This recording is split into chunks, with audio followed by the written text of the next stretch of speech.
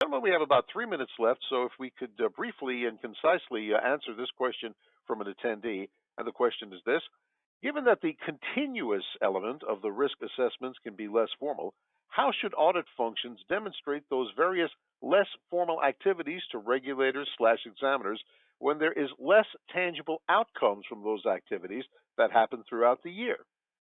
So the question is, how do we kind of document those less environments, I guess? One of the things that we've seen is first of all, it's those interviews, it's those narratives, it's getting those stats in place that we can try to use to leverage off it. Yes, it is a lot more difficult when you have to share that information to regulators, but by doing the continuous, by doing the different steps that are available,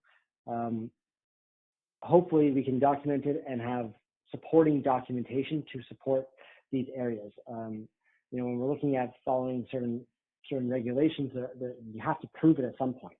So if it's proving it through getting the businesses to send you that information, whether it's a monthly schedule of meeting certain guidelines, we can capture all that data and then have an online work paper basically to keep all that information together. Miles, anything to expand on that? Yeah, I'd agree with that. I mean, lots of documentation, I think, is the biggest thing. The way the technology works now, you can record almost any meeting. A lot of auditees don't necessarily want things to be recorded.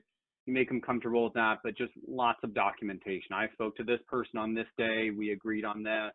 As Shaq mentioned, copy an email or something like that. But documentation is going to be your key to show a lot of those informal things. And a lot of the systems that are in place have workflows intact.